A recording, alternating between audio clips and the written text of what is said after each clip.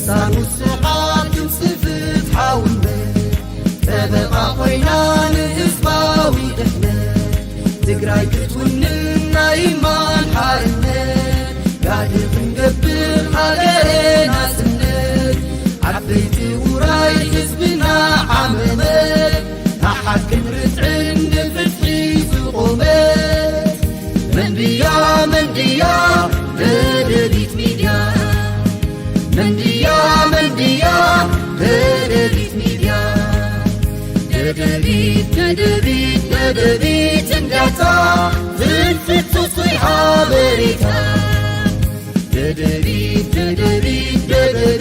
اندعتا فلفت تصيحة بريتا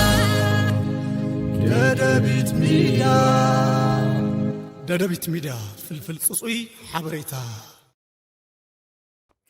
ሰላም ጥዕና በለይ ክቡራንን ቤተሰብ ደደቢት ሚድያ ከምኡውን ተኸታተልቲ መደብ ካባኹም ናባኹም ናይ ዝዕለት ናይ ሰዓት እዚ ሒዝና ቀሪብና ኣለና ምሳና ፀኒሕኩም ምድለዋትና ክትካፈሉ ዕድመና እዩ ናይ ሎሚ መደብና ከም ትሪእዎ ዘለኹም ሓደሽቲ ወታደራዊ ምንቅስቃስ ጀሚሮም ኣለው ፀላእቲ ዝብል እዩ برجز وتدروا من قصقاسات ناي صلاتي ዝጸንሐ ዋላ ቅድሚ ናይ ሸረሪና ክስተት እውን እንተኾነ እዘን ኣጽዋራቶም ካብ የማን ናብ ጸጋም ካብ ምዕራብ ናብ ምብራቅ ካብ ሰሜን ናብ ደቡብ የዝውርዎ ነይሮም እዮም ሓደሓዲኦም ገልጹ ከለው እዘን ኤግዚቢሽን ናይ ኤግዚቢሽን ኣቑሑት ካብ ምዃን ዘይሓልፍ ኣቑሑቱ ናይ ወታደራዊ ንብረቱ የማነ ጸጋም የንከራተተን ኣሎ ኣብ ኩሉ ከባቢ ተራእየን ኣሎ አይብሉ ይገልጽዎን ነይሮም እዚኦም ዓይነት ምንቅስቃሳት ነይሮም እዮም ከምቱ ክነሪአኩም ዝቀነና ንትግራይ ካብ ምዕራብ ትግራይ እስካብ ምብራቅ ትግራይ ከቢቡ ዘሎ ጸላይ ብግልጺ ኣበየበይ ከም ዘሎ ናቁጣታት እውን ብግልጽ እንዳርአና ጸኒሕና ኢና እንዳገለጽና ቀኒና ኢና እዚ ጥራሕ እንተይኮነ ግን ትማሊ ዝሕለፍናዮ መደብ ናይ ደቡብ ትግራይ ናይ ራያ አላማጣ ደብዳብ ድሮን አካይዲ ድሮን ደብዳብ ምክያድ ጥራሕ እንተይኮነ እታ ድሮን ውዒላ ዳርጋ ከተሰስ ውዒላ ያ ክመላለሳ ውዒለን የናብ ካልኦት ከባብታት እውን ናይ ድሮን ምንቅስቃሳት ነይሮም እዮም እዚ ጥራሕ ኣይኮነን ዝብል ዘለኹ ወታደራዊ ምንቅስቃሳት ካሊእ እዩ ዝብል ዘለኹ እምበር ድሮን ከምቱ ዶክተር ደብረጽዮን እውን ዝገልጾ ዝነበረ ጸኒሑ እዩ ዓመታት ይገይሩ ናይ ድሮን ምንቅስቃስ መለማመዲ ገይርዎ ትግራይ ስግኣት እናወሰኸ ኣብ ልዕሊ ትግራይ ዘለዎ ጽልኢት ብግልጺ በቶም ምንቅስቃሳት ንሶም እንዳገለጸ ይመጽ እዩ ሕዚ ካብ ትማሊ ጀሚሩ ካብታ ድሮን ካብታ ትድብድበላ ነዘ ኣብ ወሰና ወሰን ብፍላይ ናይ ድሮን ምንቅስቃሳት ኣሎ ነዚዩ ይኸውን ይኸውንን መንግስትና ከም መንግስቲ ኢቫሉዌት ክገብሮ እየ ዝደሊ ግን ሰሙያ ሕጊ ክንሓትት ከለና ንሕና ከም ሚድያ ይከኣል እዩ ቤት ምክሪ ትግራይ ኦልሬዲ ናብ ቦርደር ትግራይ ሓሊፈን ዝኣተዋ ድሮናት ዝኾነ ይኹን መልክዑ ዝኣተዋ ድሮናት መንግስቲ ትግራይ ዘይፈልጠን እስካዕ ዝኾና ዘይፈልጠን ከውርድ መሰሉ ምዃኑ እቲ ቤት ምክሪ ክህቦ ኣለዎ ኢለ እየ ዝኣምን ብርግጽ ዝጭፍጭፈና ዘሎ ሓይሊ ድሮን ወቂዕናሉስ ኣብ ዲፕሎማስያ ከይገጥመልና ኢለ ይኮነን ዓለም ብኡዶ ተትርጉሞን ቀዲምካ ምጽናሕ ብኩሉ ኣድላይ ስለ ዝኾነ ፕሮአክቲቭ ምዃን ብኩሉ ኣድላይ ስለ ዝኾነ እየ ዝገልጽ ዘለኹ ዝኾነ ኮይኑ እቲ ናይ ድሮን ምንቅስቃስ ከም ዘሎ ኮይኑ ኣብ ዝተፈላለየ ከባብታት ትግራይ ዝንቀሳቀሳ ድሮናት ከም ዘለዋ ኮይነን ኣብ ወሰና ወሰን ወሲኹሎ ዝብል ቦት ናይ ድሮን ክንርኢ ንኽእል ኢና ኣብ ወሰና ወሰን ዝንቀሳቀሳ ወሲኸን ኣለዋ እዚ ክብል ከለኹ ሞንታ ኣበይዳ ኣሎ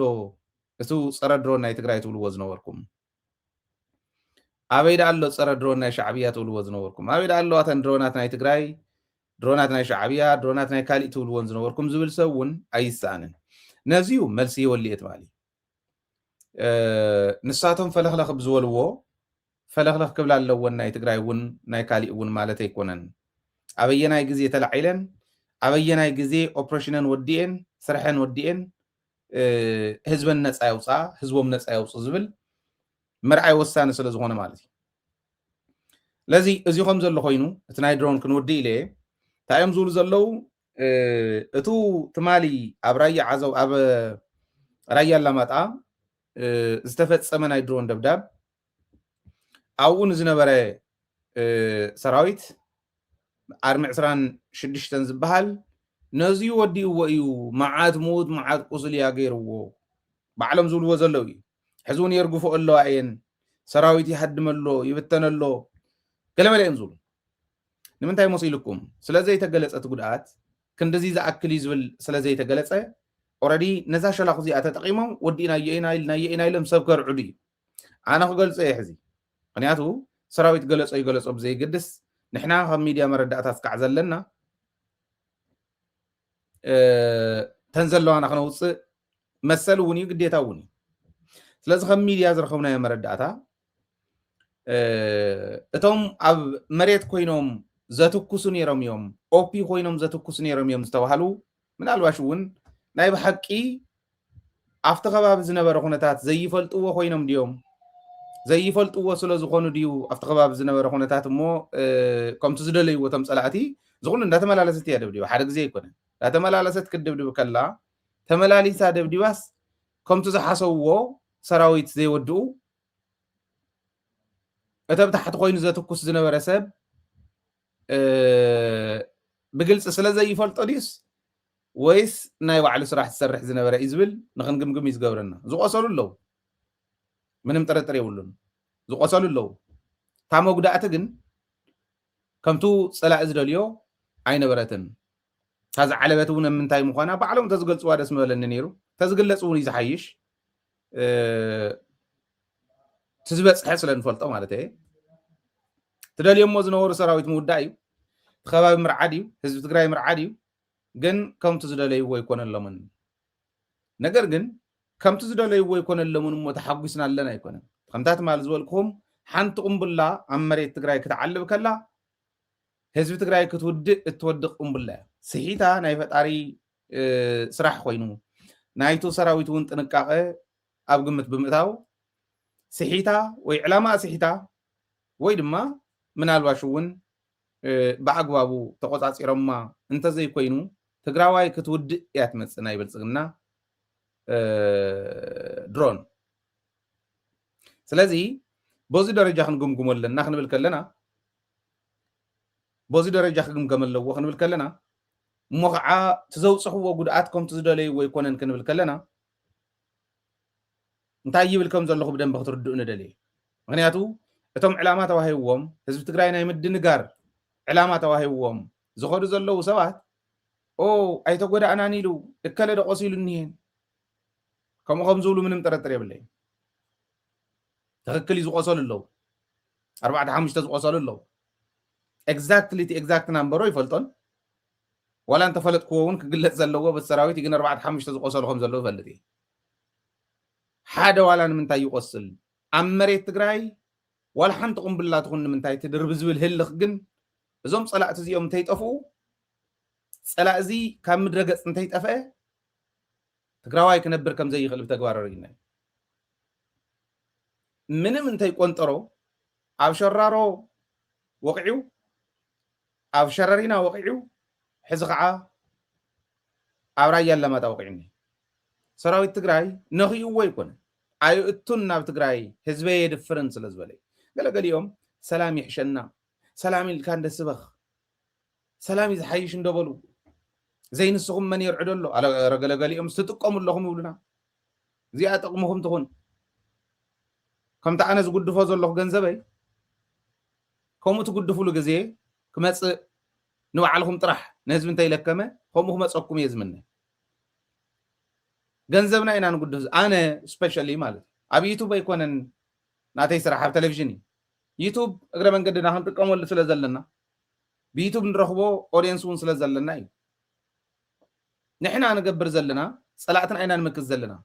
ሰራዊትና ኣብ ጎኑ ከም ዘለና ኣይና ንገልፅ ዘለና ሰራዊትን ህዝብን ኢና ንራኽብ ዘለና ናይ ፀላኢ ሽርሒን ህዝቢ ኢና ነምህር ዘለና ንመንግስቲ ኢና ንድግፍ ዘለና እዚኡ ኣብ ንገብረሉ ተጠቂሙ እዩ ዝሓስብ ደንቆሮ ከምኡ ዝበለ ደደብ እዩ ህዝቢ ዘውድእ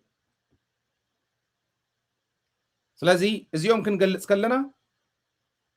ኤግዛጀሬት ጌርና ቅሪብና እውን ብኻሊእ ሓበሬታ ክንሕልፈ ይንደልን ታዘላ ነቕምጣ ህዝቢ ከዓ ንዳሉ ታህዝቢ ምድላው እንታይ ተፈተወ ተጸልአ ትግራዋይ ክነብር ኣብ ገጸ ምድሪ ክነብር እንተኮይኑ ትግራዋይ ፀረ ትግራይ ዝኾነ ሓይሊ ክጠፍእ ኣሎ ክጠፍኡ ኣለዎም ኮ ኢሉ ወያነ ማለት ወያነነት ትግራዋይነት እዩ ወያነ ክጠፍእ ኣሎ ክብል ከሎ ትግራዋይ ክጠፍእ ኣለዎ ማለት እዩ ወያነ ማለት ሕወሓት ማለት ኣይኮነ ወያነነት ትግራዋይነት እዩ ናይ ትግራዋይ ኣይግዛእን ባህላይነት እዩ ናይ ትግራዋይ ኣይግዛእን ባህላይነት ክጠፍእ ኣለዎ እንታይ ማለት እዩ ወይ ንሕና ዝበልናኩም ሰሚዕኹም ኣብ ጫማ እግርና እንዳወደቕኩም ናህና ባሮት ኮይንኩም ቀጽሉ ይብሉ ኣለዉ እቲ ትማል ዝመፀ ወራሪ ሎሙ መፅዩ ነቲ ጥንታዊ ህዝቢን ዓባርያኹን ይብሎ ወይ ከምኡ ክትኮነ ኣለካ እዚ ክብል ከለኹ ኣታግደፉን ቅርከ ይብሎም ንሶም ዝብሉና ሰባት ክህሉ እዮም ጥንታዊ ህዝቢ ትግራዋይ እስካዕ ከፋ እስካዕ ኤረር እስካዕ መወዳእታ ሞያሌ ቤተ መንግስታት ኣሎ ናይ ተጋሩ ቤተ መንግስት ኣሎ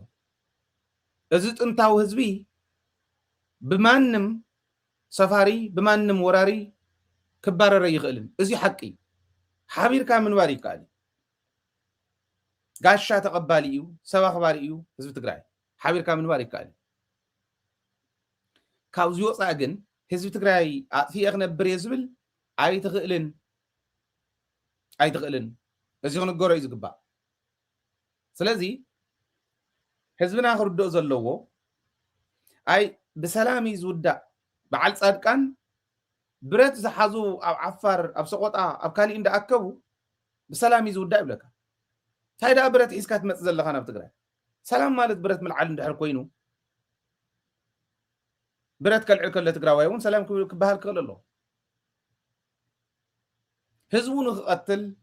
ዓዱ ከብርስ ምስ ፀላእ ሓቢሩ ብረት ዓጢቑ ፅባሕ ክንኣቱ ኢና በአንድ ወር ውስጥ እንገባለን ኣብ ሓደ ወር ኣቲ ኢና እንዳበለ ዕጡቕ እንዳዓተቐ ጻድቃንስ ሰላም እንተዘይኮይኑ ብኻሊእ ኣይውዳእን ቅድሚ ሕዚ ተቃሊስና ብደርጊ ተቃሊስና ንሻዕብያ ተቃሊስና ሕዚ እውን ብዝናይ ሕዚ ተቃሊስና ኣነ እውን ምሳኹም እንደ ነይረ ሕጂ ግን ብሰላም እያ ትውዳእ ካብኡ ብረት ዝሓዘ ሽፍታ የፍርዩልካ ከም ዝበለ ዕሽነት የለን ብርግፅ ሰሙን ንባዕሎም እዮም ዝብልዑ ዘለዉ ፅባሕ ንግሆ ንሳቶም ተሪፎም ካሊእ ትግራዋይ ተወሊዑ ክትርእይዎ ኢኹም እንደም መጀመርያ ተበላዕቲ ንሶም እዮም እቲ ዕላማ ዘይተረድእዎ ገና እየ ናብቲ ናይ ሰራዊት ምንቅስቃስ ኣይከድኩን እቲ ዕላማ ዘይተረድእዎ እንታይ ይመስለኩም እቲ ዕላማ ወያነ ኢሎም ዳ ይግለፅዎ እምበር ወያነ ክብሉ ከለዉ እንታይ ማለት ምዃኖም ርኢና ጁንታ ይበልዎ ወያነ ይበልዎ ጁንታ ቀበርን እንዳበሉ ወዲ 6 ዓመት ዝቀብሩ ዝነበሩ ሰራዊት ምዃኖም ንፈልጦም ኢና ጁንታ ደፈርን ኢሎም ፈላሲት ጓል 65 ዓመት ዕድመ ልክዕ ዓብ ድንግልና ዝፀንሐት ፈላሲት ዝደፍሩ ምዃኖም ርኢና እዮም ኢና ጁንታ ኢሎም 1.5 ሚልዮን ህዝቢ ካብ ህዝቢ ትግራይ ዝቐነሱ ናይ ጁንታ ኢሎም ናይ ህዝቢ ትግራይ ንብረት ዝወረሩ እንታይ ሞ ዘይገበሩ እንታይ እዮም ዘይገበሩ ዘይበደሉና በደል እንታይ ኣሎ እቲ ዕላማ ንፁር ኢናቶም ዕላማና ዘይፈለጥና ንሕና ኢና ዕላማና ዘይፈለጥና ዘይፈለጡን ወሎም ኣብ ውሽጥና ዘለው ባንዳታት እዮም እቲ ዕላማ እዚኣ ኢትዮጵያ ጠላት ነው ወያኔ ማለት ሰይጣን ነው ከዚህ ምድረ ገጽ ላይ መጥፋት አለበት ከኢትዮጵያ ምድር ላይ ልኩፍ ነገር አይደለም ወያኔ አሁንም ጦርነቱን ገፍተን አንድ ደረጃ ላይ ያደርሰናል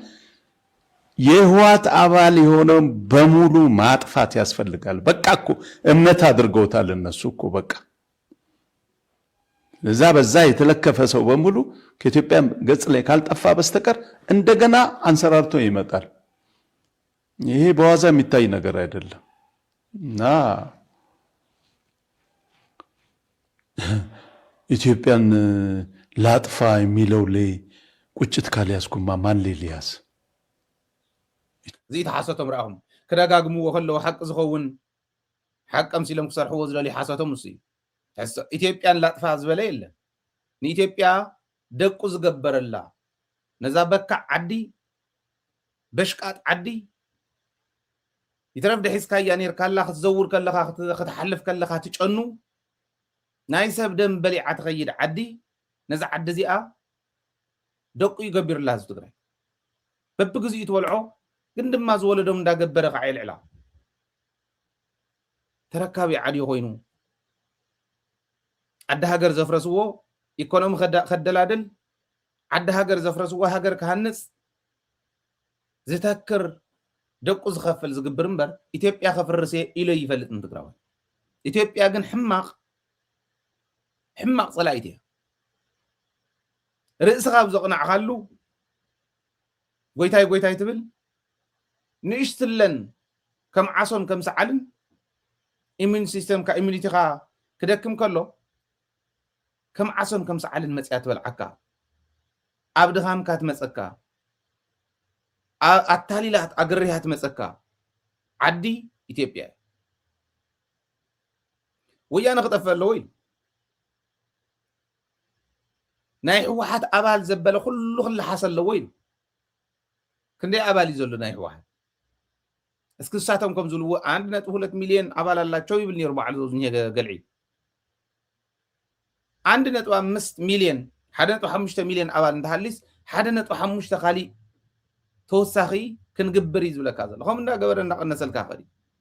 እዚኣ ወያነ ትብል ሽም ንሕወሓት ይልጥፉሉ እሞ ወያነ ማለት ሕወሓት ይብሉ እሞ ኣይ ንሕወሓት ኢና ንወቅዕ ዘለና ይብሉ እሞ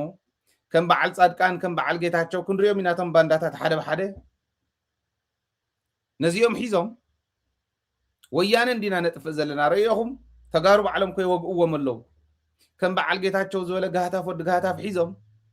ሕወሓት ዝበሃል ውድብ ናብ ስልጣን ከይወፅእ ሕልፈተይ ክቃለስ ኢሉ ዝኸኣልክዎ ኩሉ ክገብር እየ ዝብል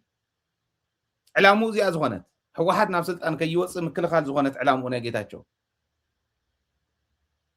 ከምዚኦም ዝበሉ ሒዞም ይመፁኻ ከምዚኦም ዝበሉ ሒዞም የጥፍኡኻ ዕላማ ናይ ፀላእቲ እንታይ ምዃኑ ዘይተረድአ ትግራዋይ ተሓዝስ ዝበላ እኽልተ ደ ይኮነትን እምነት ገይሮሞ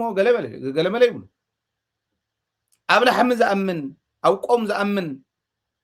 ኣብ ካሊእ ዝኣምን ኩሉ ተኣኪቡ ሕወሓትነት ወያንነት ፅኑዕ ታሪኸ ኢና ቦታተይ ኢሉ ንዝኣምን በቲ ኮይኑ ክወቅሶ እምነት ገይርዎን ሕወሓት ክብልስ እምነት እንተዝገብሮ እውን ነውረ ይኮነን ከፍቲ ዝኣምን ደይኮነን ገለገሊ ኣነ እምነት ክፀርፍ ደልየ ይኮነ እንተደልዩ ኮርነ ይእመን ፀገም የብለይ ጣዖት ዝኣምን ደይነበረን ይቀደም ከመይ ይብሉ ከም ዘለዉ ግን ክትርድእዎም ምእንታን እዩ ሕወሓትነት መትከል እዩ ኦኬ መትከል እዩ ዕላማ እዩ እምነት ኣይኮነን ፖለቲካዊ ዕላማ እዩ ሕወሓትነት የዋፀና ኢሉ ዝተቃለሰ ህዝቢ ትግራይ ደቆ ድሕኑ እዩ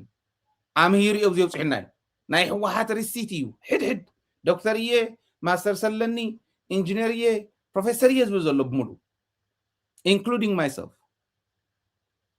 ኣነ እውን ሓዊሱ ናይ ሕወሓት ዕላማ ሪሲት ኢና ናይ ሕወሓት ቃልሲ ሪሲት ኢና ናይ ሕወሓት ቃልሲ ናይ ሕወሓት ታሪክ ብዕላማ ደረጃ ዕላማ ኢልካ ሒዝካዮ ንክትከይድ ተሓፍረሉ ኣይኮነን ትሕጎሰሉ እዩ ሕወሓት ማለት ደብረፅዮን ዝመስሎ ክንደይ ልዋህ ኣሎ ይመስሎ ሕወሓት ማለት መንጆሪኖ ዝመስሎ ሕወሓት ማለት ዓለም ዝመስሎ ኦርሳምባዲ ዝመስሎ ንሰም እውን ባዕሎም ከምቲ ኸማና እዮም ነታ ሕወሓት ናይ ዕድል ጉዳይ ኮይኑ ናይ ግዜ ጉዳይ ናይ ማለት ናይ ፈጣሪ ፍቃድ ኮይኑ ንሰም መርሕዋ ኣለዉ ሕዚ ፅባሕ ጎዝ መርሓ ካሊእ ክኾን እዩ ሕወሓት ማለት ንስ እዩ እምነት እዩ ሕወሓት ፕሮግራም እዩ ሕወሓት ፕሮግራም ንስ የዋፀኒ ኢልካ ምኻድ እንታይ ነውሩ ኣለዎ ነውሩ ስለ ዘለዎ ኣሚኖም ኣይኮነን ሕወሓት ኢልካ መፈረጂ እዩ ኦሮሞ ክቆትሉ ከለዉ ሸኔ ዝብል ኮሽ መፅኦም ኦኬ ኣምሓራ ክቆትሉ ክደልዩ ከለዉ ጃውሳ ኮ ኢሎም ፋኖነት ባዕሉ እውን የቀተለለ ይሕዝዝ እዚ ይብሉ ኣለዉ እንታይ ይብሉ ከም ዘለዉ ዘይርድኦ ትግራዋይ እንተሃልዩ ዓዱ ዘውድእ ህዝቢ ዘውድእ ዘሎ ንሱ እዩ ኢትዋን ዕላማ ንሱ እዩ ናብቶም ባንዳታት ክንመፅ ኢና እቲ ናይ ወታደራዊ ምንቅስቃስ ግን ብካሊእ መንገዲ ንርአዩ ኢትዮጵያ እቲ ሕዚ ትገብሮ ዘላ ናይ ወታደራዊ ምንቅስቃስ እንተቐፂሉ ገመዳ ትሕፅረላ ኢለ እየ ዝኣምን ዕድሚኣ ትሕፅረላ ገመዳ ትሕፅረላ ከም ሃገር ኮይና እቲ ዝተረፈ ናይ ኢትዮጵያ ክፋል ሒዛ ትቕፅለሉ እትስእነሉ ግዜ እዩ ዝመፅእ ዘሎ ኢትዮጵያ ናብ ከመይ ዝበለ ሓደጋ ተኣቱ ከም ዘላ እዩ ዝረኣየኒ ባዕላ እያ ተኣቱ ዘላ ባዕሎም እዮም ዝኣቱ ዘሎ ኢትዮጵያውያን ነቲ ሕዚ ተጋሩ እንተዘይበልዓኹ ኣምሓሩ እንተዘይበልዓኹ ኤርትራውያን እንተዘይበልዓኹ ካልኦት እንተዘይበልዓኹ ኢሉ የማነ ፀጋም ሓዋ ኣጉዱ ምስ ጎረባብቱ እውን ኣብ ውሽጢ እውን ብሄር ምስ ብሄር ሓዋ ኣጉዱ ዝኒሄ ስርዓት እዚ ስርዓት እዚ ክውገድ ኣለዎ ኢሉ ኢትዮጵያዊ እንተዘይተቃሊሱ ኢትዮጵያ ገመዳ ትሕፅረላ ኢለ ዛም እቲ ናይ ድሮን ከም ዘለዎ ኮይኑ ብራያ ዓዘቦን መኮንን ንምእታዊ ይዳሎ ኣሎ ክፅዕር ቀኒ ሕዚ ሓድሽ ኣይኮነን ሓድሽ ነገር ዘሎ ከይመስል ክፅዕር ቀኒ ሕጂ ግን መተን ድሮናት ምስ ኣተዋ በቃ ብዜና ተዛሪቡስ ኣስጊኡ ዘባረር ይመስልዎን እዮም ንሱ ክቐርብ ከሎ ሰራዊት ትግራይ ናብ ቦርደሩ ክቐርብ ከሎ ክርኢ ግን ሞይሲ ይወርድ ነተን ክሪቲካል ዝበሃላ ከባብታት ክሕዝ ይጎይ ሰራዊት ትግራይ ነስ ኣብኣተን ክንቀሳቀስ ክርኢ ከሎ ሞይሲ ይወርድ ድሮናት ኣብ ላዕሊ የሽከርክር ኣሎ መዓዘ እዩ ክጅመር ኣይፍለጥን ኩነታት ግን ቅልጡፍ ብጣዕሚ ኢፌክቲቭ ከም ዝኸውን ይጠራጠር ቅልጡፍ ብጣዕሚ ኢፌክቲቭ ክኾን እዩ ብተደጋጋሚ ናይ ድሮን ጥቅዓት ትማሊ ፈፂሙ ኢለኩም እየ እቲ ዘውርይዎ ዝነበሩ ከምኡ ከም ዘይኮነ እውን ሓቢረኩም እየ ኣብዚ ግን ባንዳታት እውን ምስ ፀላእቲ ሓበሬታ ብምቕባል ይሰርሑ ኣለዉ ህዝቢ ነዚኦም ክርድኦም ክኽእል ኣሎ ክፈልጦም ክኽእል ኣሎ ነቶም ንሰራዊት እንዳሰለሉ ንህዝቢ እንዳሰለሉ ንመንግስቲ እንዳሰለሉ ናብ ፀላኢ ሓበሬታ ዘውፅሑ ዘለው ብደንብ ክርድኦም ክኽእል ኣሎ ሓድሽ ደማዊ ጦርነት ኣብ ኢትዮጵያ ተራእዩ ዘይፈልጥ ክኾን እዩ ከምቲ ሕዚ እኒሄ እንተኸይዱ ንምንታይ መሲልኩም ኢትዮጵያ ኣብ ዝተፈላለየ ከባቢ ሓዋ ኣጉዳ ኣላ ሕዚ ሰኢሉ ናባና ትመፅእ ስለ ዘላ ንሕና እውን ናይ ባዕልና ንሕልፍ ስለ ዘለና ኣባና ጥራሕ ዘሎ ክመስለኩም ይኽእል እዩ እቲ ናሃና ዝፈልዮ እቲ ሰራዊት ዝገጥሞ ሰራዊት ትግራዋይ ምዃኑ ስለ ዝፈልጥ ሰራዊት ትግራይ ካሊእ ብድሕሪት ዝወቅዑ እንተዘይሃልዩ ሓዝ ክሕዝ ክኾን ከሎ እንታይ ክገብሮ ከም ዝኽእል ስለ ዝፈልጥ ናባና ዘቕረበን ኣፅዋር ፍሉያት እዮም በዝሒ ታንኪ በዝሒ ድሮን ኣየራት እውን ካሊእ እውን በዝሒ ሰራዊት ይፍለ እዩ ናህና ይበዝሕ እዩ ኣምሓራ ክልል ግን ከም ዘሎ ጎጃም በልዎ ጎንደር በልዎ ሸዋ በልዎ ወሎ በልዎ ከም ዘሎ ኣምሓራ ክልል ኣብ ኩናት እኒ ኣብ ውግእ ዘሎ ኣብ ውግኣት እዩ ዘሎ ኩናት ካብ ዝእወጀሎም 3 ዓመት ገይሮም ኣለዉ ኣምሓራ እየ ዝብል ዘሎ ኦሮሚያ ከምኡ እዩ ኦሮሚያ እውን እንዳስፍሑ እዮም መፅኦም ኦላ ቤንሻንጉል እውን ከምኡ እዩ ኣብ ኦሮሚያን ቤንሻንጉልን ጋምቤላን ዘሎ ዕርቂ ክውድኦ ዝኽእል ነገር ክህሉ ይኽእል እዩ ዝብል እምነት ኣለና ኦፍኮርስ እቲ እምነቶም ቲ ዕላማ ብሽምግልና ዝውዳእ ዕላማ ከም ዘይኮነ ርኢና ኢና ግን ይመስል ሓደ ግዜ የደናግረካ ከምኡ ግን ከም ዘይውዳእ ርግፀኛ እየ ዓፋር እውን ከምኡ ኦኬ ኣብ ናይ ቤንሻንጉል ሓይሊ እውን ከምኡ ናይ ሲዳማ ከምኡ ናይ ሶማልያ ከምኡ ኣብ ኩላ ሓዋ ኣጉዳ ኣላ ኣዲስ ኣበባ እንተይተረፈ ኣብ ኣዲስ ኣበባ ባዕሉ ድፋዓት ዘይኳዓት ኣሎን ወሰና ወሰን ድፋዕ ይኳዓት ኣሎ እንተመፅኦም ወያነ እንተመፅኦም በቃ ክትከላኸል ኢኻ ተባሂሉ ካብ 18 እስካብ 15 ዓመት ዘሎ ብፍላይ ደቂ ተባዕትዮ የስልጥንን ይዕጥቕን ኣሎ ከምኡ ገይሩ ኣዳልዩ ዘቕመጦ ሰራዊት መወዳእቱ እንታይ ክኾን ከም ዝኽእል ሕሰቡ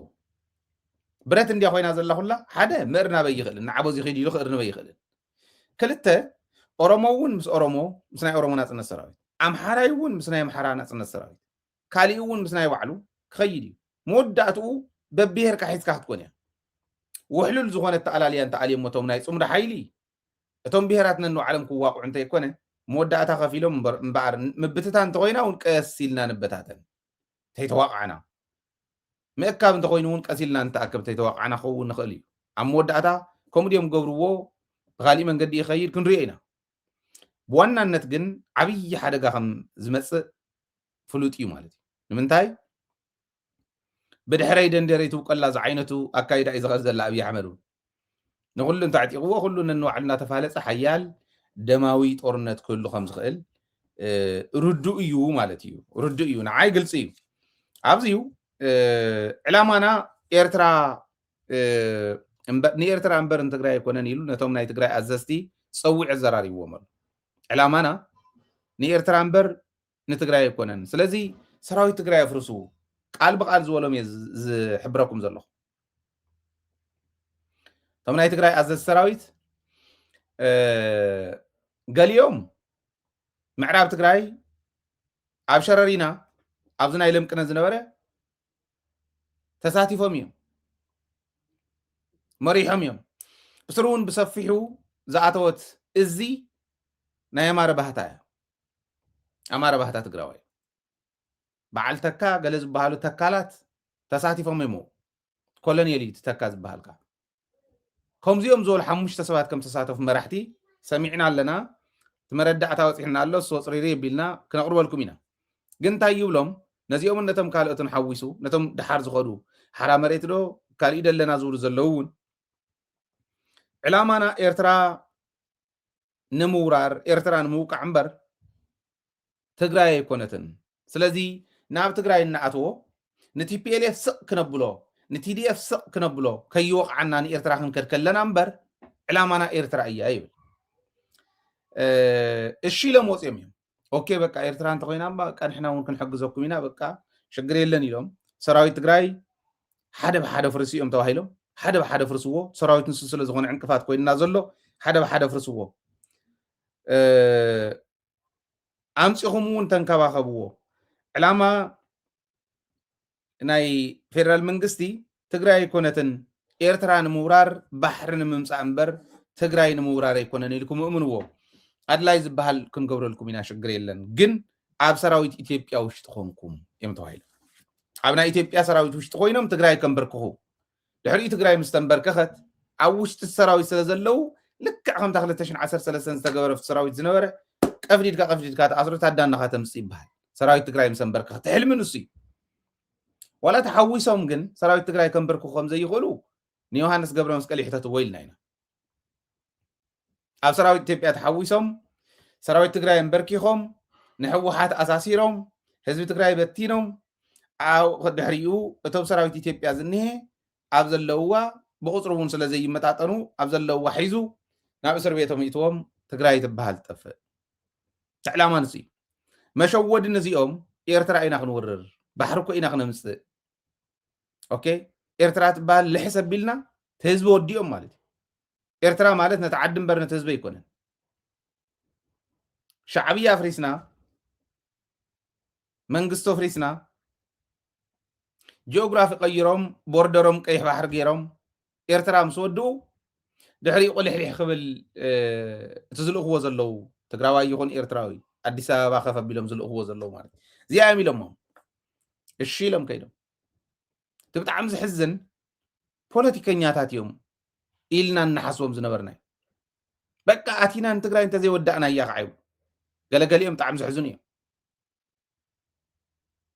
نا قبل علي إرترا زلو صلي انتهي كون كم زغلي يفلت ان صادقان برغص قبل علي تقراي زلو صلي انت بزح ناي إرترا نسمعوا وسكي حري كم وهبتو نار ايه باب المندب كحلوا لكم يخيل ينابله حلوا دي حلوان ابو يسقي فلطو زي انا جبره ناب كطعمه كله ناب ايران يخيد كطعمه كله ناب امارات يخيد مساعتهم تتبايسو وغنزب تزيرخيو ناب سعودي عربي يخيد كاو حليفنا قلص يخيد وكيل طرح يكون زخل كما قاطعم خويد ግን እዚ ወኪል ጥራሕ ክኾን ዝኽእል በባህሪኡስ ባዕሉ ክኾን ዘይኽእል ሓይሊ በቀዳምነት ድማ ካብ ህዝቢ ኤርትራ ተነፀለ ሓይሊ እውን ስለ ዝኾነ ብሓይሊ ብጭቆና ዝነብር ሓይሊ ስለ ዝኾነ ካሊእ ወኪል ይፈጥር ደቂ ሹቕ ስለ ዝኾኑ ዓያሾ ስለ ዝረኸቡ ብትግራይ ካሊእ ወኪል ይፈጥሩ ናይ ወኪል ይፈጥሩ ሕዚ ኣብይ ኣሕመድ ዓያሾ ስለ ዝረኸበ ብትግራይ ጻድቃን ዝበሃል ኣረጊት ዓሻ ስለ ዝረኸበ ይልእኸሎ ኢልና ዶ ንተርጉማ ከኣቱ ስለ ዘይኽእል ዓቕሚ ስለ ዘይብሉ ልኡኽ እዩ ዝደሊ ኣብይ ኣሕመድ ልኡኽ ከዓ ጻድቃን እዩ ናይ ሽማግለ ናይ ኣረጊት ልኡኽ እዩ ኢልና ዶ ንውሰዶ እኒ ደብረፅዮን ሲ ናይ ኢሳያስ ወኪል እዮም ኢሳያስ ባዕሉ ናይ ግብፂ ወኪል እዩ أبي أحمد نصادقان وكيل والله أبي أحمد بعلو نايتهم قدم قراني أحمد ليهم زوقعنا زنور عرب لوخ يدن والله زياتهم لما نتوكلنا حزام يوم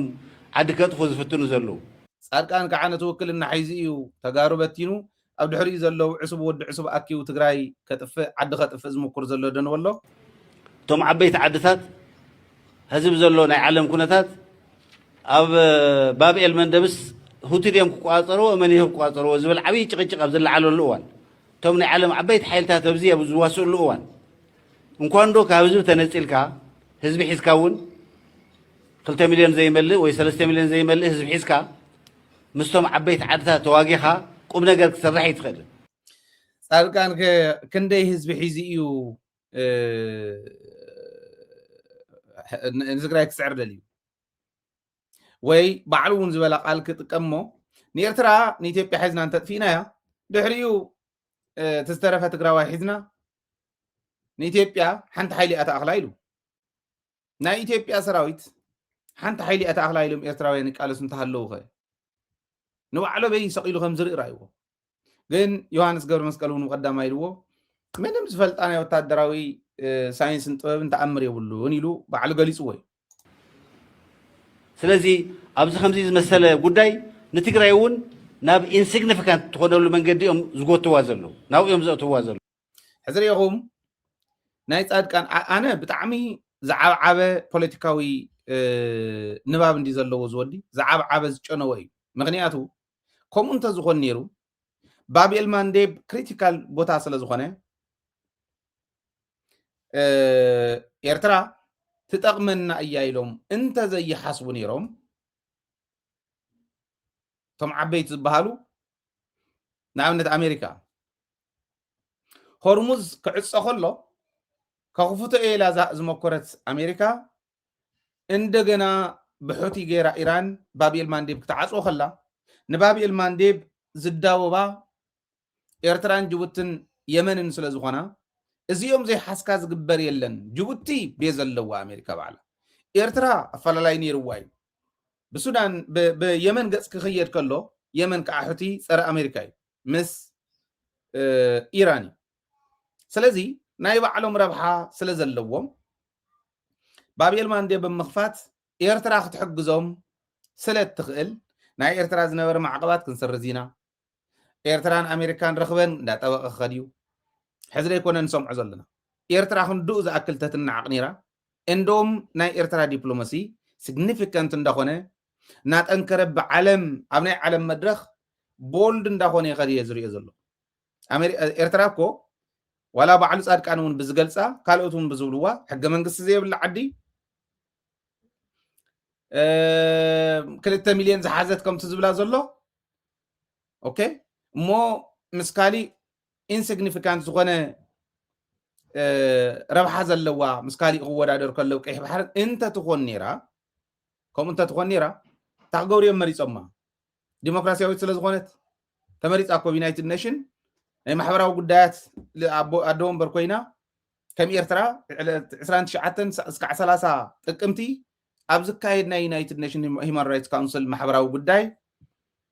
ኤርትራ ቸር ኮይና ክትመርሖ ተመሪፃ እኮ ማሕበራዊ ጉዳይ ኣብ ኤርትራ ማሕበራዊ ቀውሲ ዘሎ ዝብል ጻድቃን ነዚኣ ከመይ ገይሩ ይትርጉማ ዲፕሎማሲ ናይ ኤርትራ ጠንኪሩ እንተዘይኽእል ሲግኒፊካንት ዝኾነ ሮል ክትፃወት ትኽእል እያ ኤርትራ ኣብ ባብኤል ማንዴብ ይኹን ኣብ ቀይሕ ባሕሪ እንተዘይትበሃል ኦኬ ቅድሚ ሕዚ እውን ከምኡ እንተዘይትፃወት ነይራ ብኡ እንተዘይኣምኑ ነይሮም ከመይ ገይሮም ደኣ እስካዕ ሕዚ ኣፅኒሖማ እንተኢልካዮ ጻድቃን መልሲ የብሉ ዝዓብዓበ ዝሰየበ ዝዓሰወ ፖለቲካዊ ርድኢት ዘለዎ ሰብ ምዃኑ በዚኹም ትርድኡ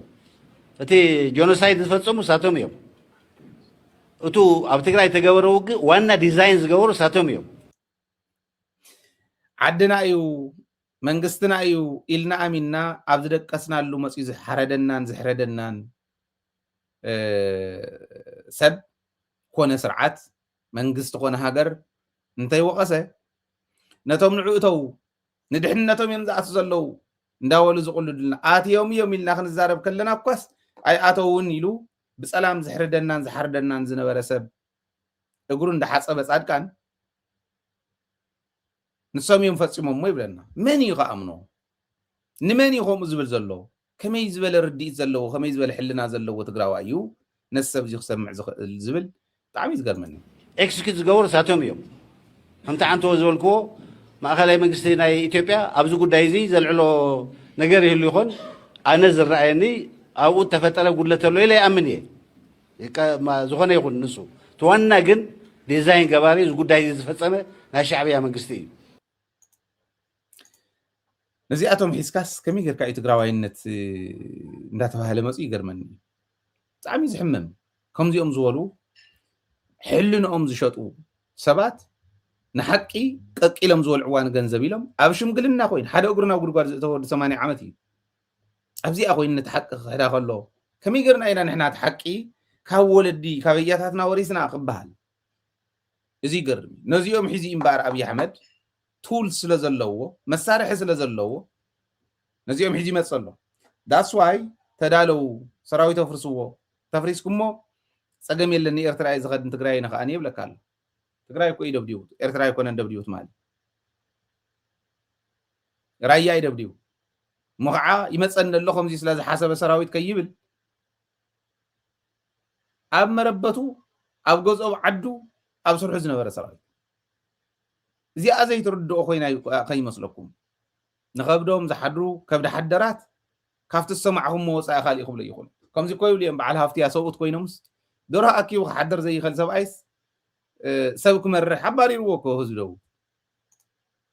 ሰይዶክ ስደቱ ዝኾነ ሰብ ሓፍስካ ሰኣን ምድብራይ ዝኾነ ቲም ሓፊሶም ዝድርቡ እዮም ዝመፁና ዘለው ተመልከትዎ ከም መሓደሩ ዝኽእሉ ሰባት ከም ዘይነበሩን ከም ዘይኮኑን ሓፊዝካ ምድርባይ ምቕታል ምጥፋእ ምጭፍጫፍ እዚኣቶም እዮም ቶም ናይዚኣቶም መግለፂ ሓፊዝካ ዝኾነ ሰብ ዝኾኑ ጉጅለ ሓፊዝካ ሰኣን ምድርባይ ሰብ ተሰዲዱ ክውዳእ ንምንታይ መንእሰይ ይዋጋእ ገለ ይብል እሞ ክንዋጋእ ኢና ንሕና ንዕእተው ኮይሎም ና መናእሰይ ከዓ ይብል ስምዕዎ ኢኹም ደም ጌርኩም ስምዕዎ ደናቁር እዮም እዚኦም ፖለቲካ እኳስ ዘይርእ ከምቲ ናይ ፃድቃን ትርእይዎ ዝነበርኩ ነገሩ ምስ ኣድግያ ዝወዓለ ዘራቢዒ ሰላ እንተዘይለመደ እንታይ ለመደ ኣሽሓት መንእሰይ ዶክ ስደቱ ዝኾነ ሰብ ሓፍስካ ሰኣን ምድብራይ ዝኾነ ቲም ሰኣን ሓፍስካ ምድብራይ ክንዕወት ኢና ምንም ልጠራጥር የብሉይ መኣዚ ድብል ሲንስ ቱደይ ፎር ሹር ነምፅና ንዋ በቃ ንህናኮ ኣብ መሬትስ እታ ኮይንኹም ኢኹም ትድንጉ ኢሎም ኣነ ክስዋእ ኣለዋኽካስ ታኣ ኮይንካ ህዝቢ ትግራይ ዝገደደ ክስዋእ ትገብር ኣለኻ ድብል ሕቶ ኮይኑ ኮ መሬት ኣነስ ድኽፍል ክኸፍል يكو دولنا لكم أنا زغفل كفيل هزبي كدحني هزب السراويت يكلا خلقهم زلوا زغن أي فلطة نعاؤتو أنا خصوا أزبل النساء اللقني ولا تمنعوا نعاؤتو يلهم زسووا تخكل يوم ينجوتوا ولا محقهم يوم نحن أنا زنقعنا برنقتهم دون السم يسوون ونحن خنا أطيب ولا أنا تسويه عدي الحين عدي كم مدفار أبوي كم موت كدحني ينزل تجارة لايجن بقى ناتاتهم من شبينا ليس عرفوا ما أبزان حق زيد بقى جزيه وليا لما أنت بدها هنا يقصري سبلها لك يدخل له سبلها تودي يدخل له عدهم وهم ترانا يلا خونة أدخل له هفت غيرس كان إحنا مالك هفت غيرس نعم يا حمد لوخ كوينس حزب تقرأي كدحن عد خيت الساقة عبو خي الساقة حزب تقرأي كي الساقة هفت خدحنو بقعتنا دحن زنقع لنا يب مندما أو كو يغم نيركم كيح مسمر كويل نانيل نرايا نبزياتي مالت كيح مسمر يلونيل نوعلنا ترايي تاي كوي نوعلنا تقراواي كوي كيح مسمر قميتو نيل تقيح مسمر انها حسست كيدا مسكيناي مقلقل أبي حمد كوينو نتودب كوسكوي سو دي زبصحو نغمهرون بوتا زغفتلو عدل زغفتلو قال سمريحو معرنته زرغاغصلو ودب كوارد مننته እንዳዋረደ ናይ አብይ አሕመድ መገልገል ኮይኑ ኸፍ በጣም ዝገርመን ኻብ ኩሎም እዚ አትመው ኣብ በረኻታት ትግራይ ክርተት ትውልኹም ናይ አብይ አሕመድ ጋዜጠኛ ዳሞራ ያሕያ እዚ ዳሞራ ያሕያ ይባሃል አትም ሰባት አትመው ኣብ በረኻታት ትግራይ ክርተት ትውልኹም ተጋሩ ሕዋቴ ግልጽ ክነግረኩም ክርተት ኢልና ኢና ምሳኹም أنا نأمنت سي أو درجة تجارة لا ينير درجة نمودا أو يتيرترا تجارة لا يخوينا تقاليسنا أو زنا حزر ما مساهم تقاليسنا أنا تاير خيونا أنا خنقرو بدرج زمن معرنتا وحدنت يبهال نيرو تيفلت كاخا غوتت تل نير كاد دحر تغادلت مالتي امبر معرنتا وحدنت تبهيل تقاليسو كال اي زيغا زنبره تግራዋይ معر ኮይኑ نخالوت بيرات ون تريفو قالسوس نتوم موجلي زنقص زنورو حقايم غيروم نتوم غورغاد زولد زنورو حقايم كولدو هوسبيتالات كسرحو هوسبيتال كولدو غيروم تግራዋይ ون كاب كال اي زيغا نتوصيو نام معرنتا وحدنت امصيو عد قيرو سلاز تግራይ هاي سكولون بقطع زي نبرا يونيفرسيتات كتونن غيروا تግራይ كلينيك زي نبرا عنا طابيا زي نبرا هوسبيتالات كتونن غيروا منغدا خاليا صريح الله اسران قلن عامه فويلا بمعرنه تقاليسا زمصاتو معرنه وحدنت معرنه تمصيلا اسكا عزي مصيا بزح مقصرنا اتقال سنا يدرغ زمصو كاو حمرا اسكا علامات ازلو منغدي كاو حمرا اسكا علامات ازلو بيت مرتي كاو حمرا اسكا علامات ازلو هوسبيتال كاو حمرا اسكا علامات ازلو مليونير ابدغنا وشت انزلو مليونير كاو حمرا اسكا علامات اعتبت استقبره مهور تግራዋይ بعالم درجه زودادرو بقعات زلوم عالم لخاوي ردي زلوم مهران افريو نايدرغ زمن دحريو مش شعبيه تقاليسنا تخكلي كم اثيوبياويان بركم تغارو طرح يكوننا تقاليسنا تግራይ ዝተጎደት ዋላ እንትኾነ ዝነበረ ሓሳብ ዝነበረ ሽዑ ዝነበረ ረዲት ቦቱ ሽዑ ዝነበረ ሚዛን እንታይ ከም ተሰርሐት ፈልጦ ኢኻ ኣብዙ ናይ ሕዚ ተዓላማ ፍልጥያ ነይራ ትግራዋይ ዝበሃል ምስ ታሪኹ ትሕቲ መሬት ምስፋሪ ነይሩ ከም ዘርኢ ንክንቅፅል ህላውና ክቅፅል ገይሩ ተቃልሲ ተሰዊእና መናእሰይ ሓትና ወለድና እውን ተሰዊኦም እዮም ብመስዋዕትነቶም ግን እንተነኣሰ ዝበዝሕ ቅፂሎም እዚኡ ናይ ቃልስና ውፅኢት ከይንጠፍእ ከም ህዝቢ ከይንፀንት ቃልስና የድሕነና ሕዚ በዓል እዚኦም ናይ በዓል ናይ ኣብይ ኣሕመድ ጋዜጠኛታት እንዲኦም እንታይ እዩ ዝብለና ኣብይ ኣሕመድ ነቐጥቀጠኩም ብሰላም እዩ ዝውዳእ እዩ ዝብል ንሶም ወርቂ ከኣርዩ ንሶም ደቆም ኣሜሪካን ኣውሮፓን ክልእኹ እነታትኩም ተሰዊኦም ኣሕዋትኩም ተሰዊኦም እነታትኩም ሞ ዝቕልወን የሰኣና ድየን የተበተና ድየን በዓል መን እዮም ተም ወርቂ ዝኣርዩ ትምምሳል ሓደ ግዜ ክደጋገም ከለኹም እንዲ ዝመስል መን ይትወር ኣብ ደገ ዘሎ ደቁ ናይ ምግበይ ሃይለ ደቆው እዮም ናይ ዓለም ገብረዋህድ ደቆው እዮም ገለ ሰባት ከምዚ ንሕና ኣነ ወዲ ገባር ኣውስትራልያ ወፅየ ዘለኹ بتمرت ديو ولا بنقدي دحان اتوت زنورم دغ زوصو ديوم كلو خوليوم لك عمتم دق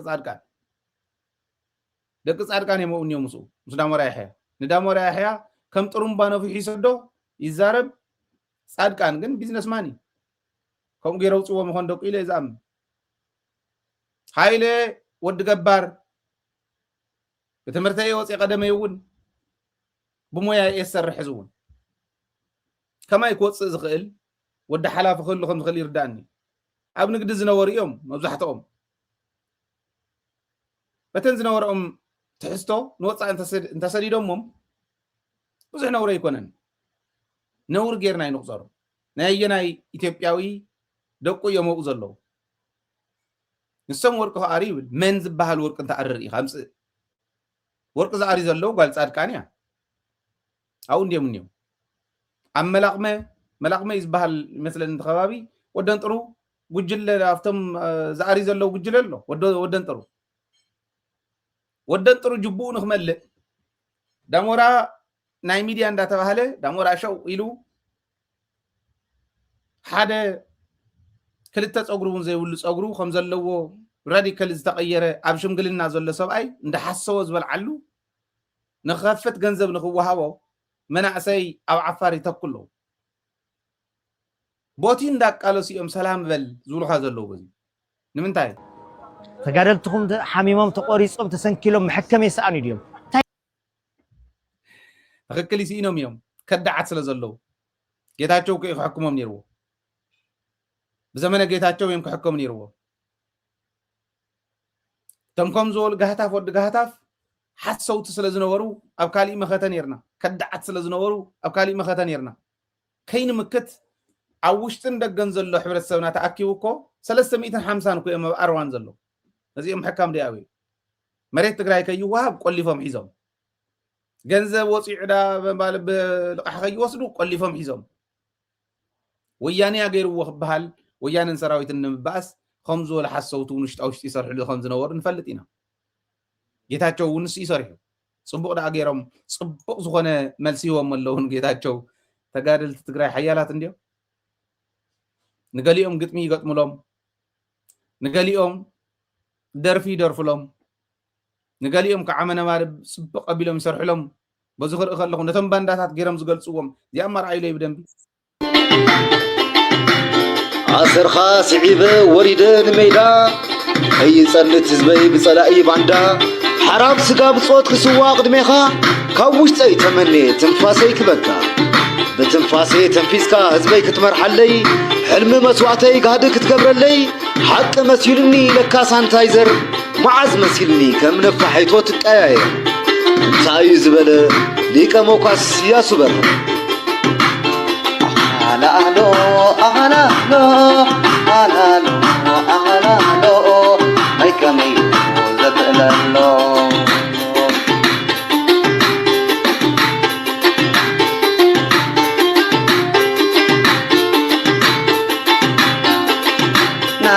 وخوضو تحرسو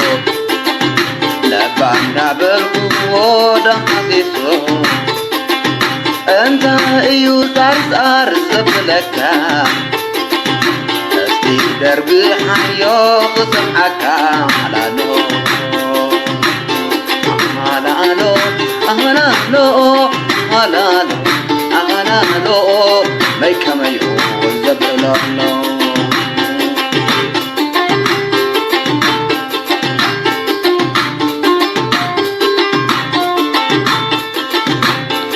اسكك حاتكا يتملس ولا خمي رسي خيو ناي عسرت عسرا وعلا نابيت في خيو وفرناي قالولا ادو تقراي كتقلبتكا قديفان بعلا كمي دمسيس خيو وعلى ورقة دينو خبات تبنسح عين زي امنو حدرا خلكا نايسو حدرا نبل الهيب خيو قال سدياس بورا صندو صبيد خان ناي بلصقناش طارا 4 كيلو قريبكا كام منقدس مرا أغانلو أغانلو أغانلو ماي كميو زبلالو كمي مريض خيو من قدت ويواي كاب كلب بلصقناي محاشا كاندو مخان تقالالاي أمبر خطولي دخا كابزا محصن تقراي هايدا أمو ما أد قريبخا مستوم الراي مراي بلستي حتى لخا كاب أبا خاصراي صار قانونا لكا ملافن تبعراي علنا ينا دكا عايز السعار تقراي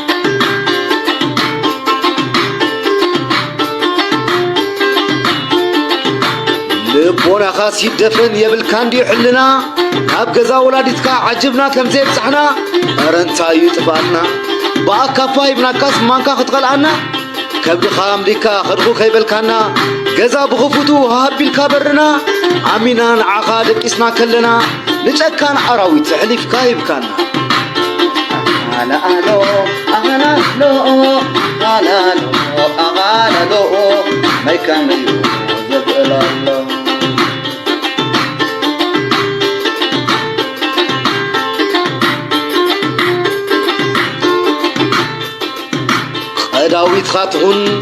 قداويت خاتون كوعل كايو بعل خات اتوا بعل خات قعات كايو قدوات نقعاتيا صدقين حلاويا اديا قديفاس نافق حفتديا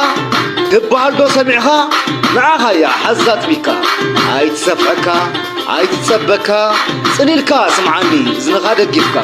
تمصلا غزي واغانا يطلمتكا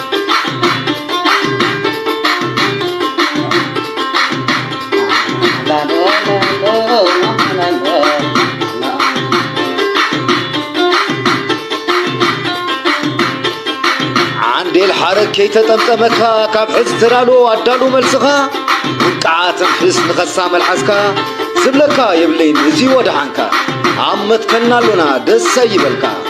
سقوم الله تقرأي دقا حزيلا معرمس عالما بانديران بلبلا أنت حصر ولاد ناي تاريخ حتلا كتكون ناي تفتن ناي بوليتيكا عوالا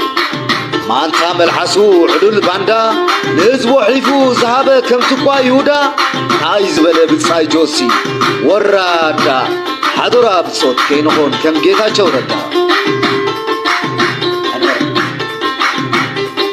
بتقادلاي بوجو صحي برا مس قري كرار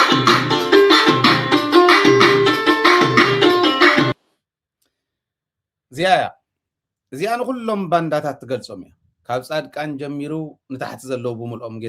ጌታቸው ይጽሒፍሉ ግን ንኩሎም ትገልጾም እያ ሃይለ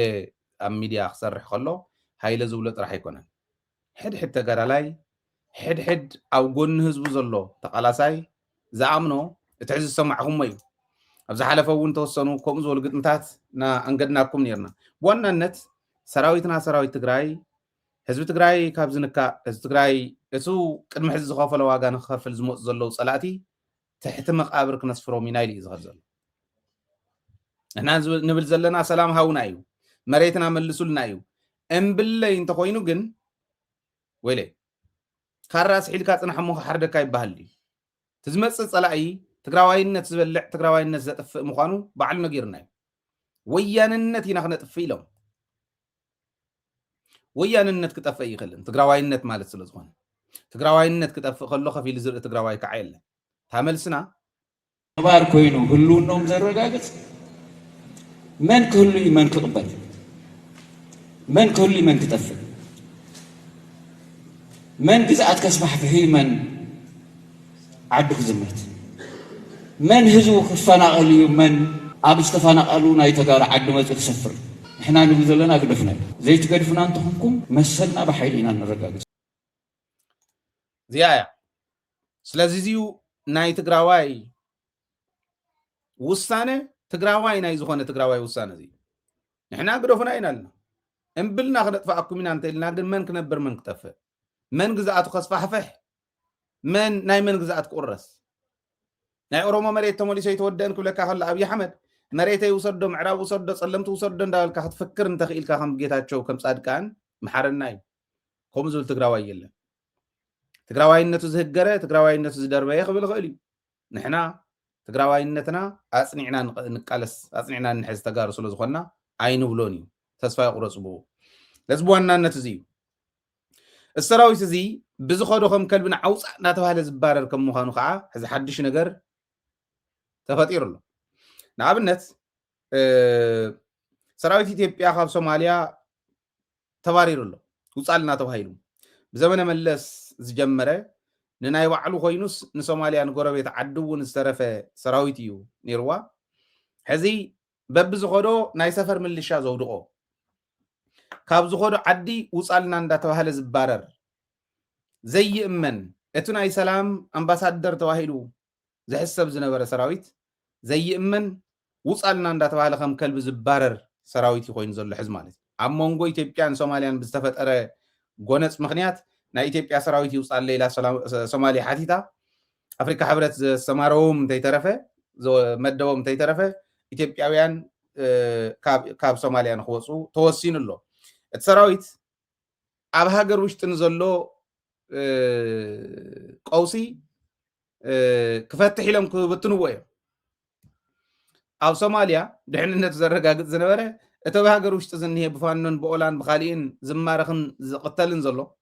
ናብ ትግራይ ኣትዩ ዝተሓምሸሸ ናታቶም ዕድል ክገጥሞም ኦረዲ ይመፁ ኣለዉ ማለት ተባሪሮም ሕዚ በቲ ሓደ ገፅ ዘርእየና ወራዳነቶም እዩ ናይቶም መራሕቲ ሰራዊት ጀጋኑ እንዳመርሕዎ እንዳሃለው እንታይ ይበሃል ከም ዝነበረ ትፈልጥዎ እዮም ሰራዊት ናብ ምሩኻት ናብ ክመርሕዎ ምስ ተሰጋገረ ግን እንታይ ከም ዝኾነ ትርእይዎ ኣለኹም ምሩኽ እዩ ኩሉ ግዜ ስለዚ ንዓውፃእ እናተባሃለ ከም ከልቢ ዝባረር ፖለቲክኡ ዘይዕረ መራሒ ዝመርሖ ስለ ዝኾነ እዩ ማለት እዚ እዩ ነገር ግን እቶም ኣብ ሶማልያ ዝነበሩ ኣብ ካሊእ ዝነበሩ ኣኻኺበ ሕዚ ሓደሽቲ ዘስልጥኖም ዘለኹ እውን ኣኪበ ትግራይ ክመፅእ እንተኢሉ እንዳዮም ዝበልዎ ሓደ እውን ከምኡ ሓደ ተጋዳላይ ሓደ መንእሰይ ትግራይ ዝሰደደልና ቀዳማይ እውን አንጊድናኩም ነርና ኢና ግን እስከዚያ ጨላልቃ ገና ብጓሓቱ መብረቕ ተንጎድጎደ ህወብላ መሸንገጋ ሰማይ እንተኸበደ ዓደይ ወዓለን ሓየተይ ጸመደ ዓርሞሸሽ ንውዕሎ ሃይሃይታ ከሓርስ ከላሳልስ ዝባደ መባይታ እወ ተሪር ስበቱ ብጎባይ ነዊቱ ሓጻር ዕርፉ ማእኸላ ዓትዒቱ ምስ መጻ ምዱ አልማሚት ከቲቱ ይዒስ ሓለንጋዬ አታብዕራይ ጸጋሜ ንዓኻ ሒዘማ ኣይስዕረንን ጸገሜ ብዕራይ የማን ዓርሓ ሽደናዬ ንዓኻ ሒዘማ ክሓርስ ገደናዬ ንወሳን ዓወትማ ኺደናይ ንዓናዬ እወ ከከም መሬቱ ከውሑ ኾነ ጭቃ ምፍታሕ የላን ውዕሎ ጨላልቃ ኳኹይቶ ተሰግሲጉ ስበት ኽጐዚ ተመን ተሓላሊኹ ክረጭ ሕንዚ የመን ሓሊሉ ዘቢኑ ቈንጠፍጠፈ ሹም ጅግና እናጸረፈ ጸረ ስበት እኳ ተተሰለፈ መን እሞ ሰማዒ መን ተሰኳኒ ሓያልዩ ጸማዳይ ዕቱብ ወሳኒ እወ ጸዋራት እዮም ሽደናይ ወሓለንጋይ ብስበት ትግራይማ የላን ምውጋይ እወ መቐለ ኾይንካ አስመራ ተዋድድ ሽረ ኾይንካ ብግብጽ ተዋድድ ራያ ኾይንካ ብሱዳን ተዋድድ አጓጉኦም ኾይንካ ሰራውርካ ትሰድድ ንጨላልቃ ዓወት ጨላልቃ ትጸምድ ጨላልቃ ውዕሎ ጋድም እናተለመ ብነግሒ ሓፋሽ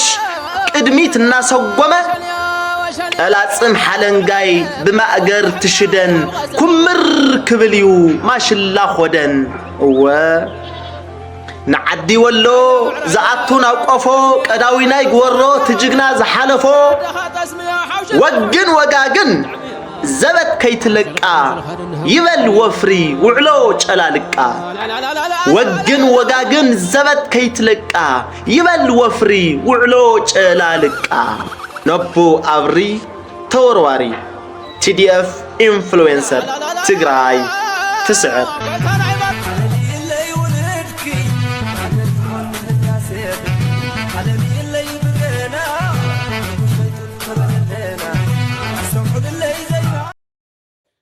እዚዩ ታጨላልቃ ትመጸላ ወፍሪ ጨላልቃ እንታይ ምዃና ብደንቢ ተረዳእኩም ያ ዝብል እምነት አለን ራይዎም بكل مداي مهارتيهم سراويتنا بكل مداي جغانيهم سراويتنا مورال مهناص يكون مورالهم هنوص سلو زخونه افتو وفر ጨላልቃ አትخلو እንታይ ገብሩ ወኸም ዝኽሉ ንፈልጥ እዩ ነዚዩ ሰሚዑ ዝሃደም ዘሎ ማለት እዩ ሃተውተው ናይ አብይ አሕመድ ሃለፍለፍ ከብሎ ኸሎ ይመጸካሎ ሰራዊት ትግራይ ትዝነኻኻዮ ጭራት ነብሪ ሒዝካ መልቃቅ እዩ ናይ አብይ አሕመድ ስራሕ ነይሩ ይመጸካሎ ትዝነኻኻዮ ክባሃል ከሎ ሃተውተው ይብለሉ ኣብ ሰሙን ክልተ ግዜ ሰለስተ ግዜ በመሓርኛ በኦሮምኛ በግዛዕ ሙፃእ ጀሚሩ ሃለፍለፍ ከብሎ ኸሎ ሸተት ግዲልዎስ ብዙሓት ቁም ነገራት ስሒቱ ነነው ዓለም ክባልዑ ኽኢሎም አብይ አሕመድ ሓያል ተቃውሞ ገጢሙ ወላሂ ሓያል ተቃውሞ ምስ ኦቢኤን ዝገበሮ ቃለ መሕተት ኦሮሞ ዝምልከት ጥራሕ ኢኻ ተዛሪብካ ኦሮሞ ኾንካ ኢኻ ቀሪብካ ንኣብነት የኛ ክልል ትብል ነርካ ናህና ክልል ትብሎ ነርካ ንኦሮሞ ተንካልኦት ናትካ ደይኮናን መራሒታ ሃገር ደይኮንካን እኛ ኦሮሞ ትብል ነርካ ናይ ኦሮሞ መሬት ንኦሮሞ ናይ ህልውንኡ መሰረት ትብል ነርካ ንኻሊእ ኸይኮነን እንድዩ ባሕረ ነጋሽ ናይ ኦሮሞ ትብል ነርካ ንኢትዮጵያ ዲኻ ንኦሮሞ ኢኻ ትመርሕ ኦሮሞ ገና መሬት ወይም ለሰን ትብል ነርካ ናይ ምን መሬት ኢኻ ክትወርድ ደሊኻ ኣብ ብልጽግና ኦሮሞ ወሒዱ እዩ ትብል ነርካ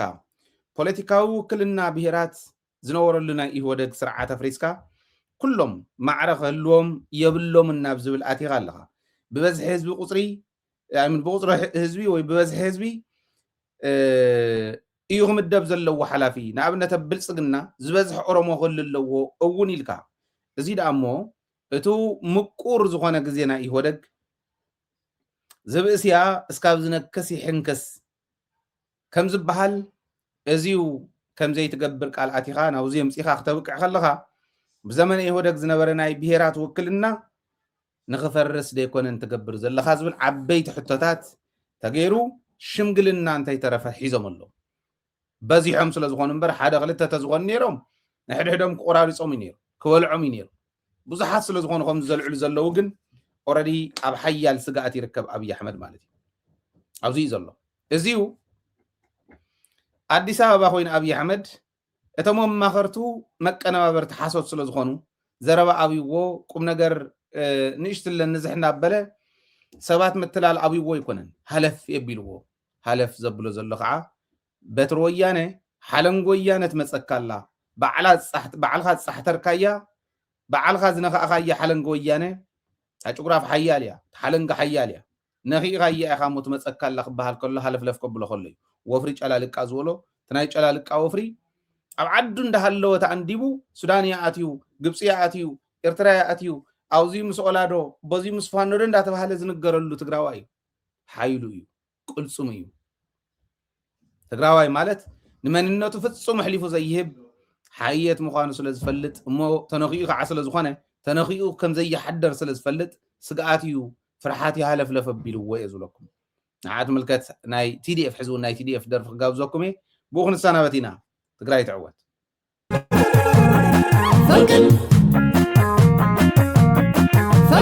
فنقل فيلم برودكشن لو من تخون عامن تخون بمؤننتو زي حمي بقعقل تماتوار زي داني كم ورقي بحويس تفتني بعل تمكروز بسلي وشتو قمقي موز معارري تقراواي وين بعد سر تقراواي وين بعد سر داي داي داي داي بعل حزب بعد سبعوراي ترمجتي وراراي تدخل سراوي تقراي وتقحط باندع مدحراي زي جبنا يسمع عمورا زي رقد ساتو قمورا زي عزم حزين بلاستيرا طبير كامبر زي فتخورا سر وحاني سرنا يعلولا سلتا ولا خلوص خبرا حزب تقراي ناجقن ندد بخرا تخسر كمايا وين تعال سلادم سجن سوات كاخون تغيس هاي تتعجب بك يا وطني تاريخي سلالم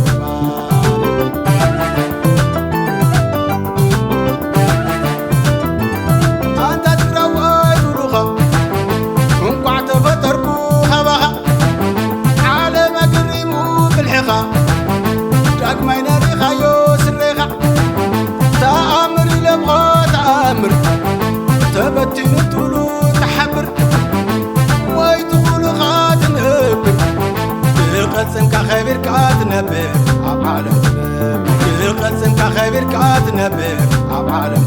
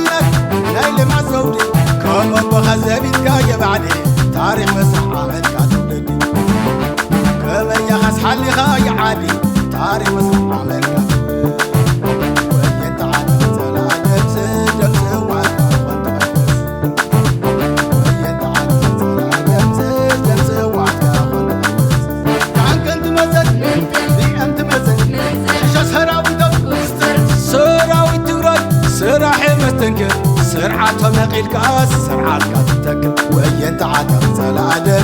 دمس هواك أخوان تغيفس وين تعاتم سلا دمس هواك أخوان تغيفس كان كنت مثل بيئم تمثل شاس هراوي دم